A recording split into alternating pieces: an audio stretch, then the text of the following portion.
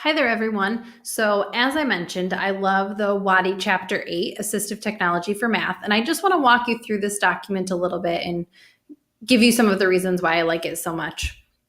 So the first couple of pages of the document really just discuss math in general, but what I like down here is they give a chart and looking at the problem identification. So again, you could really see the set framework coming through here where we have student, environment, tasks, and then the tools down here at the bottom.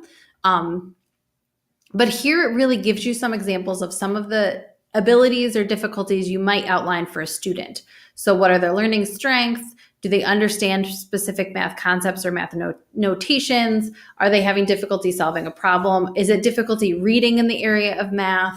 As I mentioned before, math really, although it seems like a separate entity, really is now starting to pull in even more the aspects of reading and writing. So often many of the tools that we're recommending for reading and writing are also then going to be needed for math.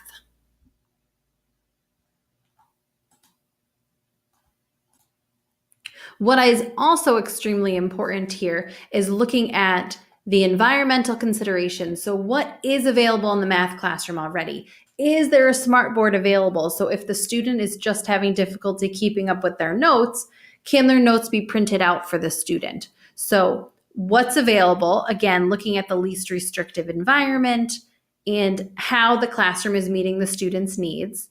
And then really looking at narrowing down the task. So unlike most tools in reading and writing, where they can be very general across assignments, math tools are very targeted for the task. If we're working on fractions and equivalent fractions, there is a tool to support equivalent fractions. If we're working on counting money, there is a tool supporting students counting money. So it can be very difficult to find general tools in math because so many of the concepts are task specific.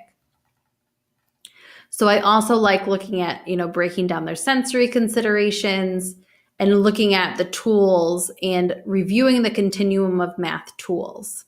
So I'm going to keep scrolling down here. Then they also outline, all right, what might we see? So they talked about the abilities and difficulties earlier, but looking at organizing the steps to a problem, notation errors. So these are a lot of the common errors we might see or that student might have difficulty with. And I'm sure in your heads or in your schools, you're kind of thinking of students who might have some of these characteristics. And what we might see is they might struggle with vocabulary, remembering what an integer is, remembering what a function actually is, confusion with word problems. So kind of thinking about what does altogether clue me to do in a math word problem? And then what do I do next with that information? And then a lot of students have that poor recall of math facts, or when they're copying down the addition problem, they end up writing subtraction, missing steps in multiple step problems, or even poorly aligned work. So these are a lot of the very common issues that we might have for students.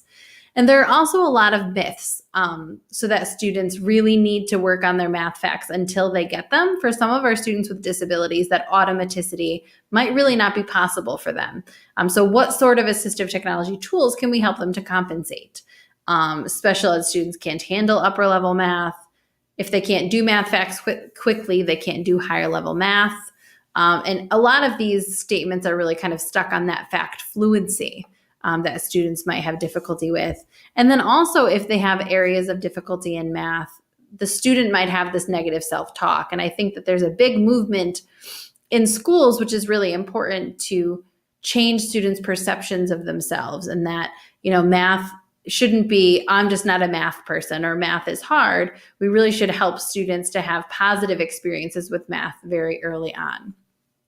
So this really aligns, if we look back into your textbook, in your Dell, Newton, and Petroff textbook, when we look at areas of issues with fluency and automaticity, visual spacing, and then the actual concept development. And if we look at these student difficulties and struggles, you can really categorize those into those three areas. So thinking about then, what tools can align and help the student? So if you continue on, and I suggest you look at the rest of this document, because then it really breaks it down even more in these three different areas and give some options of some tools. Although some of them might be outdated, it really does help to figure out, okay, why is this student having this difficulty? And therefore, how do we appropriately match the tool? And in math, it's even more important to be able to diagnose, why are we seeing this issue for this student?